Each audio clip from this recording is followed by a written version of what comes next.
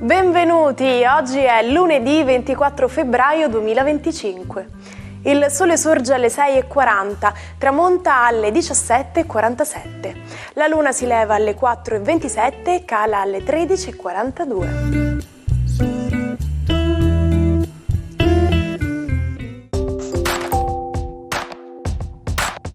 Oggi si celebra Sant'Etelberto. Il nome Etelberto ha origini anglosassoni e deriva dalla composizione di due termini, Edel, che significa nobile, e Beort, che significa divino, illustre. Il 24 febbraio è il World Bartender Day. La giornata mondiale del bartender è un'occasione per riconoscere l'arte e la maestria dei baristi, celebrando la cultura dei cocktail e della mixologia. Il primo anno in cui il 24 febbraio è stato ufficialmente chiamato World Bartender Day è stato il 2018 e rappresenta un tributo nei confronti di questa secolare professione.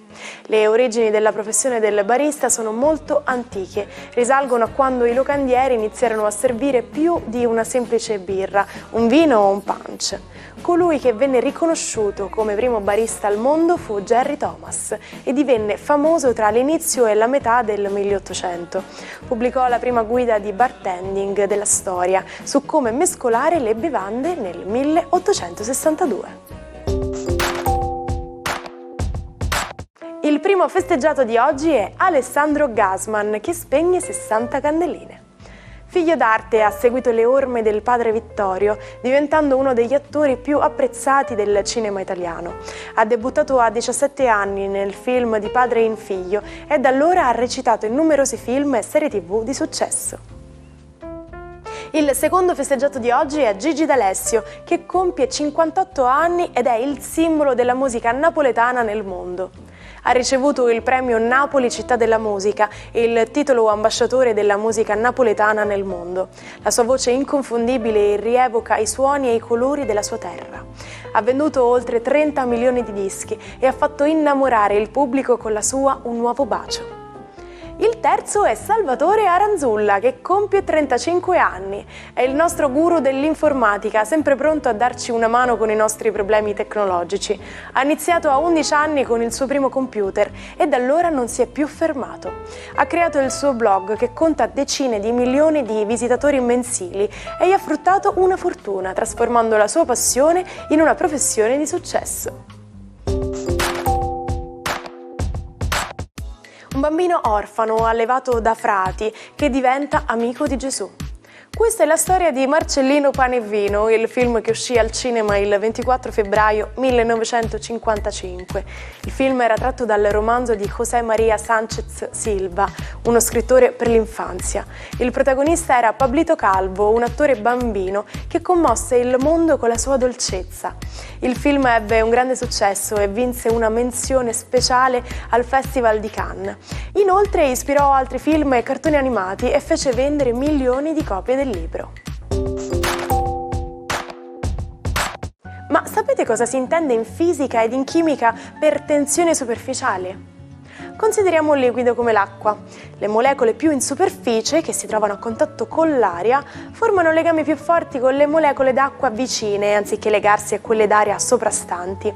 La tensione superficiale di un fluido è quindi un indice della coesione delle particelle sulla superficie. Ed è per questo motivo che si crea sul liquido uno strato sufficientemente robusto da consentire a piccoli insetti di camminarci sopra. Buon inizio settimana ai 12.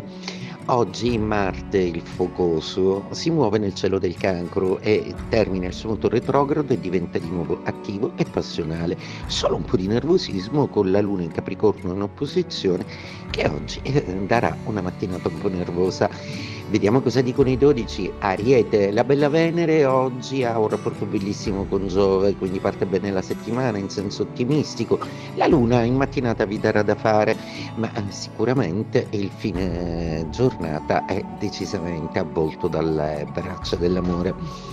Toro, il vostro Urano sembra essere decisamente molto più a suo agio col passaggio dei pianeti in pesci, tutto è più calmo e potete contare sul lavoro di squadra. Forza Toro, che questa settimana è una settimana molto più distesa. Gemelli, per voi invece i pianeti in pesci non sono proprio un toccasana, infatti Sole e Mercurio quadrano. E beh, ci pensa Giove a parare i colpi di queste quadrature che saranno molto lievi, semplicemente un senso di curiosità per delle cose che non capite dette dagli altri. Cancro, Marte oggi nel vostro cielo riprende il suo moto e soprattutto ritrova un'intesa con Mercurio e Saturno. Marte quindi attivo, proattivo e decisamente con una grande voglia di fare e progettare. Leone, e beh, il cielo è decisamente più sgombro per voi, per cui questo lunedì inizia in maniera abbastanza serena. Sentite i pianeti distanti, ma dalla vostra parte ci sono Venere e Giove, cosa avete da temere? Seppure Marte si è risvegliato, qualche pensiero sospetto, ma nulla di grave. Vergine, la giornata di oggi è una giornata che vede un tripludio planetario in pesci, per cui Sole, Mercurio, Saturno e Nettuno saranno assolutamente in opposizione. Ci penseranno però la Luna e Marte a darvi manforte, quindi un'azione pratica e la forza rassicurante di un affetto familiare.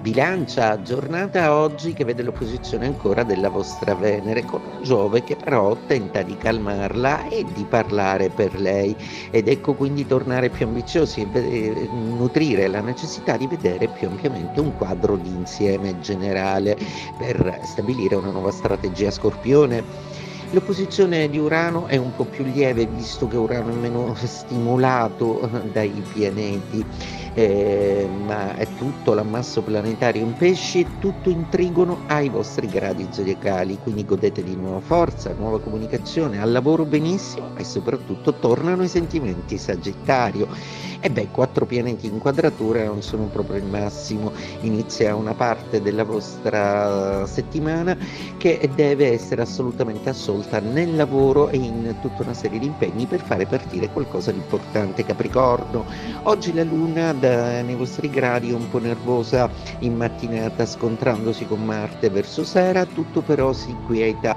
e decisamente potete pensare in maniera più lungimirante a finanza e al lavoro. L'appoggio di 4 pianeti in pesci vi rende solidamente comunicativi e molto carismatici. Acquario, a proposito di carisma, con Plutone nei vostri gradi non vi mancherà certo e non vi dispiace affatto per adesso stare un po' fuori dai giochi planetari. Quella che vi strizza l'occhio però è la bella Venere che vi chiede di rendere una passione qualcosa di più. Giove intanto sta tremendo le sue trame perché possiate realizzare un progetto ampio e ambizioso. Pesci, Sole, Mercurio, Saturno e Nettuno tutti nei vostri gradi, 2 di loro, Mercurio e Saturno, sono in trigono con Marte, in ottimo aspetto con la Luna. Che volete di più? È proprio un tripudio per voi questo inizio settimana, godetevela. Era un visionario, un creativo, un leader. Era Steve Jobs, il fondatore di Apple, la società che ha rivoluzionato il mondo dell'informatica e dell'elettronica. Nasce a San Francisco il 24 febbraio 1955 e viene dato in adozione. Cresce nella Silicon Valley tra tecnologia e controcultura. Lascia il college e lavora per l'Atari, dove incontra Steve Wozniak, il suo socio in affari. Insieme nel 1976 creano il primo personal computer e fondano Apple. Da allora diventa un guru e un modello per milioni di persone che lo seguono fino alla sua morte nel 2011 per un cancro al pancreas. Steve Jobs è il genio che cambia il mondo con la sua mela.